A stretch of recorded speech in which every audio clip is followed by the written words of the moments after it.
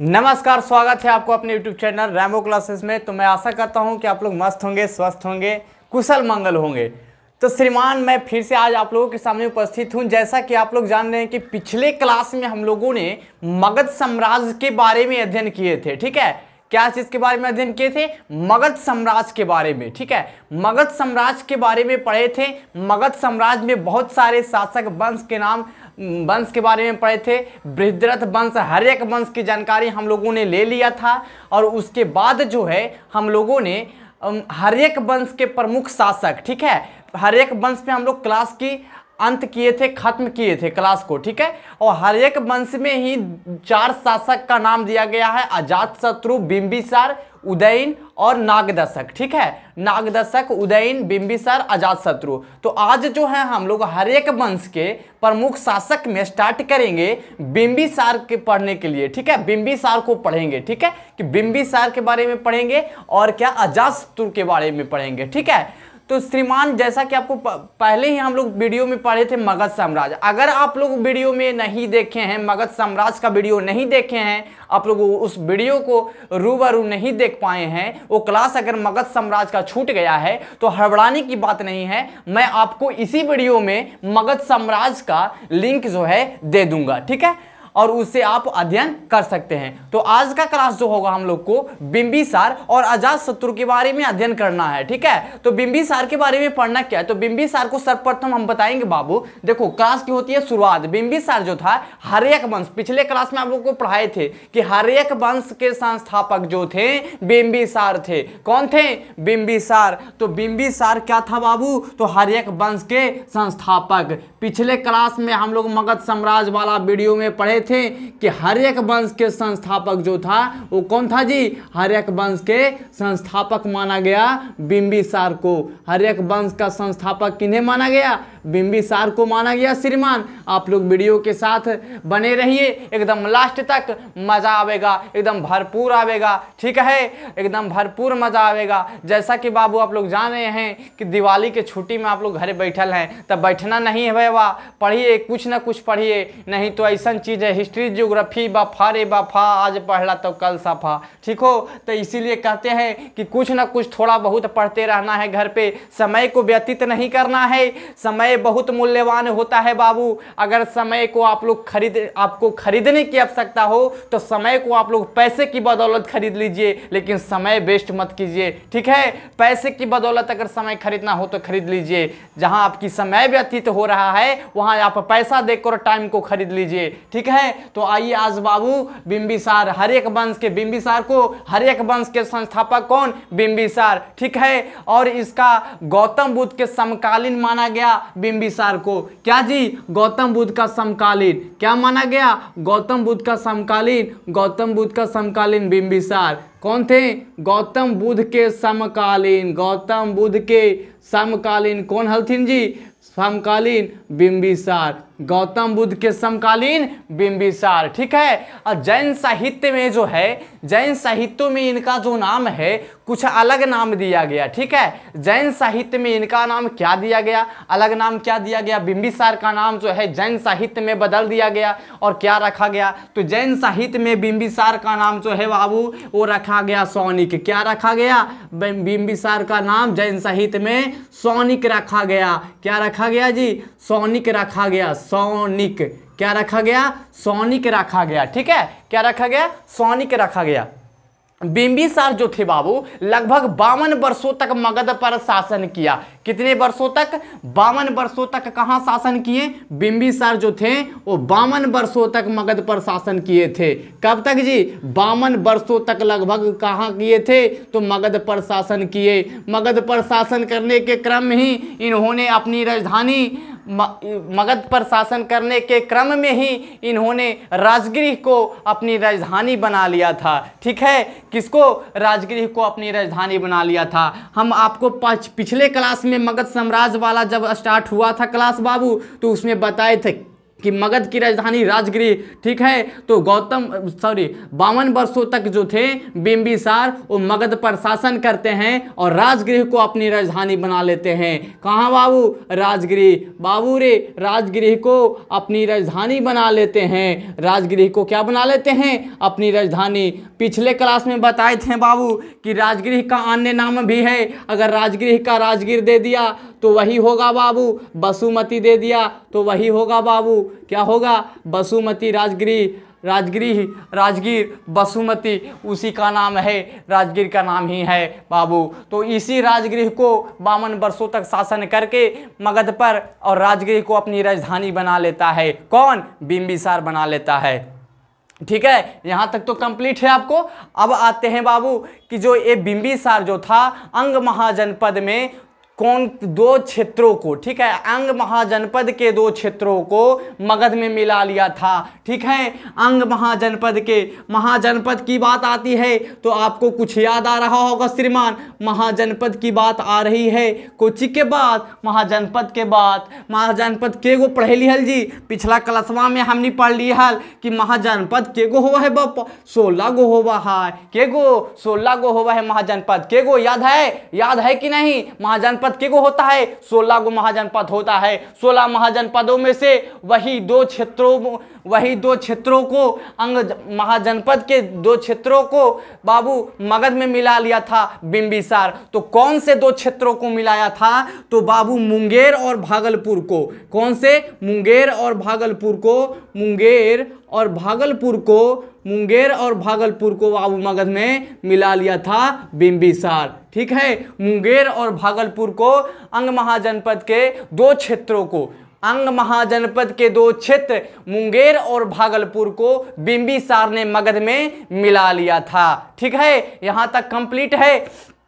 अब बात आती है कि बिंबिसार के राजवैद्य का नाम क्या था। ठीक है, बिंबिसार के राजवैद्य का नाम क्या था? तो राजवैद्य का मतलब आप लोग समझ नहीं रहे होंगे कि राजवैद्य क्या होता है। हाय बापा, राजवैद्य कोची हो भाई जी? राजवैद्य तो राजवैद्य का मतलब होता है बाबू, राज के मतलब राजा का बाबू, दैव का मतलब होता है चिकित्सा। ठीक है, चिकित्सक होता है। दैव का मतलब चिकित्सक, डॉक्टर साहेब कोची, डॉक्टर साहेब चिकित्सक। और राजा मतलब राजा का चिकित्सक को राजवैद्य बोला जाता था। राजा को चिकित्सक, राजा का चिकित्सक। अगर राजा की तबीयत खराब हो गया, बुखार लग गया, जॉन्डिस हो गया, बड़ी कस के हो गया, तो ओकर बाबू इलाज कौन करता था? राजवैद्य। राजा का चिकित्सक को राजवैद्य बोला जाता था। तो इनका जो बिंबिसार का राजवैद्य थे, चिकित्सा थे, उन्हें क्या नाम था बाबू? तो उनका नाम जो था राजवैद्य, इनका कौन था? तो राजवैद्य का नाम था जीवक।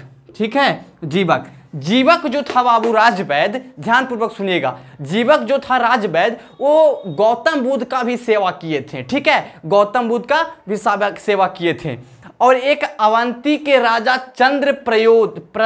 चंद्रप्रद्योत नामक जो था अवंती के राजा, उनको भी जब जॉन्डिस रोग हो गया था बाबू, तो उनका भी इलाज जो किए थे कौन? राजवैद्य नामक व्यक्ति। तो जीवक राजवैद्य। कौन? जीवक नामक राजवैद्य ही बाबू राजा चंद्रप्रयोत को जॉन्डिस का इलाज करते हैं। वो राजवैद्य कौन थे? जीवक थे। ठीक है, यहां तक कंप्लीट है बाबू रे। आप ध्यान पूर्वक सुनिएगा कि अब तो सब काम हो गए। तो अब राजा हथिन जे बिंबिसार, वो अब कराथिन शादी। तो शादी कराथिन तो के गो? एगो ना, शादी कराथिन तो 3 गो। ये देखा या न्याय, बहुत बड़ा या न्याय है। ये तनी मनी न्याय ना है बाबू। अब तनी सु हम मिटाना चाहेंगे, स्पेस कम पड़ रहा है। अगर आप स्क्रीनशॉट लेना चाहते हैं तो स्क्रीनशॉट ले लीजिए। थोड़ा देर के लिए मैं साइड हो जाता हूँ। अगर स्क्रीनशॉट लेना चाह रहे हैं श्रीमान तो स्क्रीनशॉट ले सकते हैं, क्योंकि डेटा एक तैयार किया गया है, आप उसके माध्यम से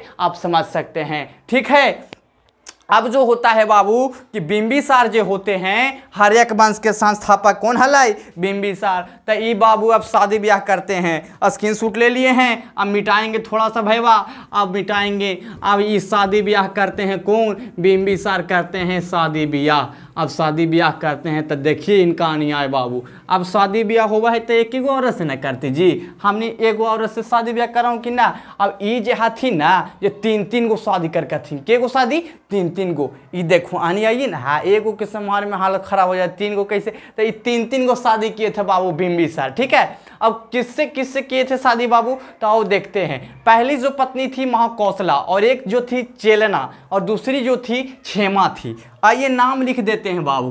पत्नी, इनकी पत्नी के गो शादी किए थे? तो 3 शादी किए। के गो शादी किए थे बाबू? 3 शादी किए थे। 3 शादी किए बिंबिसार। कौन किए 3 गो शादी? बिंबिसार। महाकौशला, महाकौशला, महाकौशला, महाकौशला, चेलना, महाकौशला। पहली पत्नी महाकौशला, दूसरी पत्नी चेलना, तीसरी पत्नी क्षेमा, तीसरी पत्नी क्षेमा, ठीक है। पहली पत्नी का नाम महाकौशला था, दूसरी पत्नी चेलना, तीसरी पत्नी क्षेमा। महाकौशला जो थी बाबू कौशल नरेश प्रसेनजीत की बहन। कौन थी? कौशल नरेश नामक जो था प्रसेनजीत, उनकी बहन। कौशल नरेश प्रसेनजीत की बहन महाकौशला। कौशल नरेश प्रसेनजीत की बहन, प्रसेनजीत की बहन, कौशल नरेश प्रसेनजीत की बहन, प्रसेनजीत की बहन जो थी प्रसेनजीत की बहन, वो उनका था नाम था महाकौशला। अब चेलना जो थी वैशाली के चेतक की बहन। कौन थी? वैशाली की चेतक की पुत्री, बहन नहीं सॉरी, चेतक की पुत्री। वैशाली के चेतक की पुत्री जो थी वो चेलना थी। वैशाली के चेतक की पुत्री, वैशाली की चेतक की पुत्री जो थी वो चेलना थी। चेतक की पुत्री चेलना, चेतक की कौन हलै बाबू? पुत्री हलै, ठीक है। ये कौन थी? चेलना। और क्षेमा की बात आती है तो पंजाब की राजकुमारी नामक एक क्षेमा नामक लड़की से बाबू इनका विवाह होता है। पंजाब की राजकुमारी, कहाँ की? पंजाब की राजकुमारी। पंजाब की राजकुमारी एक थी, उनका नाम क्षेमा। क्या था? क्षेमा। उन्हीं से इनका जो होता है विवाह होता है। अब बाबू बिंबिसार का जो उत्तराधिकारी था उनका नाम जो था अजात शत्रु था, जो इनके पुत्र थे। इनकी मृत्यु हो जाती है, मृत्यु हो नहीं जाती है बाबू, इनके ही बेटे अजात शत्रु जो हैं उनका मृत्यु कर देता है, मार देता है, और उनके गद्दी पर बैठ जाता है। तो उत्तराधिकारी इनका जो था वो अजात शत्रु था। अजात शत्रु जो थे बाबू इनके ही पुत्र थे। किनके? बिंबिसार के पुत्र हलथिन। बिंबिसार के पुत्र जो थे अजात शत्रु थे। ठीक है, कंप्लीट हुआ, डन हुआ। अब सीखें बाबू कि बिंबिसार को चिहलाए, तब बिंबिसार के बारे में हम लोग जानकारी ले लिए। अब जो है बाबू थोड़ा बहुत अजात शत्रु के बारे में भी जानना जरूरी है। तो तनी फट से स्क्रीनशॉट लीजिए भैया, तनी फट सुन स्क्रीनशॉट लीजिए। स्क्रीनशॉट ले रहे हैं, जल्दी जल्दी स्क्रीनशॉट ले ला भैया। और तनी सु झाके तो भैया उधर, ठीक हो, तनी सु नजर नहीं आ रहा होगा आप लोग को, लेकिन मैं वीडियो में बोल दिया हूं आप लोग को बाबू, दिक्कत वाली बात नहीं है। वीडियो में आप लोग को बोल दिए हैं बाबू, आप लिख लीजिएगा, ठीक है। थोड़ा बहुत जो है साइड में वीडियो जो है मेरा कट रहा है, उसे हबड़ाने की बात नहीं है, आप वहाँ पे खुद लिख लीजिएगा, क्योंकि मैं वहाँ पे बोल दिया हूँ, लिखते समय वहाँ पे मैं बोल दिया हूँ। अब थोड़ा मिटाना चाहूँगा श्रीमान, आइए आप तनी मिटा के तनी मारिए हेडिंग बाबू, कौची? अजात शत्रु। अब तनी अजात शत्रु के बारे में पढ़ते हैं, अजात शत्रु के बारे में पढ़ते हैं। अब बाबू किन के बारे में? बिंबिसार के बारे में हम लोग पढ़ लिए, अब अजात शत्रु के बारे में पढ़ेंगे। हेडिंग दीजिए फट सुन अजात शत्रु, फट सुन हेडिंग दीजिए बाबू अजात शत्रु, अजात शत्रु हेडिंग दीजिए, फट सुन हेडिंग मारिए, जल्दी जल्दी हेडिंग मारिए जी। अजात शत्रु के बारे में पढ़ेंगे, ठीक है, जल्दी जल्दी हेडिंग मारिए। मानिए कि आज धनतेरस है, धनतेरस के दिन पूरा याद कर लेना है बाबू। एकदम मगध साम्राज्य सेकंड वीडियो, पहला वीडियो देखना है मगध साम्राज्य। आप शुरू से वीडियो देखिएगा। पहला वीडियो जो होगा मगध साम्राज्य की शुरुआत, मगध साम्राज्य वाला वीडियो देखिएगा, और सेकंड वीडियो जो देखिएगा वो अजातशत्रु बिंबिसार। बहुत समझ में आएगा आप लोगों को अगर उस वीडियो को आप देखते हैं तो। लेकिन पहला वीडियो अवश्य देखिएगा, तभी जाकर अजातशत्रु और बिंबिसार के बारे में आप लोगों को ज्यादा ही समझ में आएगा। अजातशत्रु के बारे में पढ़ते हैं तो अजातशत्रु के बारे में पढ़ना है बाबू। अजातशत्रु, सबसे पहले मैं बताना चाहूंगा कि अजातशत्रु कौन था बाबू। तो अजातशत्रु तो बिंबिसार के बेटा था। कौन था? बिंबिसार के बेटा था। अजातशत्रु कौन था जी? तो बिंबिसार का बेटा था। अभी हम लोग पढ़े ना बिंबिसार, तो अजातशत्रु जो था वो बिंबिसार का बेटा। किनका बेटा था? बिंबिसार का बेटा। बिंबिसार का बेटा, बिंबिसार का बेटा अजातशत्रु, और उनका उत्तराधिकारी भी यही था, अजातशत्रु। बिंबिसार का उत्तराधिकारी अजातशत्रु। ठीक है, इनके पिता जो थे वो बिंबिसार। इनके पिता अब कौन थे? अजातशत्रु के पिता कौन हो गए? तो बिंबिसार। बिंबिसार का जब बेटा हुआ अजातशत्रु, तो अजातशत्रु के पिता हो गए बिंबिसार। तो अजातशत्रु का पिता कौन हो गए बाबू? अजातशत्रु का पिता तो बिंबिसार हो गए। अजातशत्रु का पिता कौन जी? बिंबिसार हो गए। एकदम ध्यान पूर्वक देखिएगा और समझिएगा बाबू, ना तो दिमागवा से उड़ गया था एकदम उड़ जाएगा, एकदम नहीं समझ में आएगा। एकदम ध्यान पूर्वक वीडियो के देखिएगा, एकदम स्किप नहीं करना है वीडियो को, ध्यान पूर्वक देखना है। पिता बिंबिसार हो गए इनके। अब माता की बात आती है तो माता का नाम हम लोग चेलना लिखेंगे। माता कौन थी? तो माता इनके जो थी वो चेलना। माता कौन जी? माता का नाम चेलना था। क्या था? चेलना थी माता। इनकी माता का नाम चेलना थी। अब पुत्र जो था इनका उदयन जो था, इनका पुत्र का नाम क्या था? उदयन। किनके पुत्र का? अजातशत्रु के पुत्र का नाम क्या था? उदयन नाम था। ठीक है, अजातशत्रु के पुत्र कौन थे? उदयन। अजातशत्रु के पुत्र कौन थे? उदयन थे। ठीक है, अजातशत्रु का बाबू अन्य नाम के नामों से, दूसरे नाम से भी जाना जाता है। ठीक है, एक जो नाम दिया जाता है कुनिक, और दूसरा नाम दिया जाता है पितृहंता। ठीक है, इनके और भी नाम से जाना जाता है इन्हें। क्या? अजातशत्रु को और भी नामों से जाना जाता है। एक जो नाम जाना जाता है वो कुनिक से, और दूसरे जो जाना जाता है पितृहंता से। ठीक है बाबू, पिछले क्लास में जब मैं मगध साम्राज्य पढ़ा रहा था तो आप लोगों को पता होगा कि जब क्लास की लास्ट होता है, क्लास जहाँ पे खत्म होती है, वहां पे मैं बताते रहता हूं पितृहंता के बारे में, और वीडियो जो है बाबू खत्म हो जाता है, किसी कारणवश जो होता है वीडियो नहीं बन पाता है, और पितृहंता के बारे में समझा रहे थे। तो आज ध्यान पूर्वक देखिएगा आप लोग बाबू, उसमें वीडियो कट गया था, लेकिन यहाँ पे समझिएगा कि अजातशत्रु को पितृहंता क्यों कहा गया। अजातशत्रु को पितृहंता इसलिए बोला गया बाबू कि बाबू पिता के हत्या करने वाले को पितृहंता बोला जाता था। पितृहंता किन्हें बोला जाता था? तो पिता को हत्या करने वाले, पिता के हत्या करने वाले को पितृहंता बोला जाता था। क्या बोला जाता था? पितृहंता। काहे बोला जाता था? तो अजातशत्रु जो था अपने पिता बिंबिसार को मार देता है और मगध के राजगद्दी पर शासन करता है। ठीक है, राजगद्दी पर बैठ जाता है। कौन?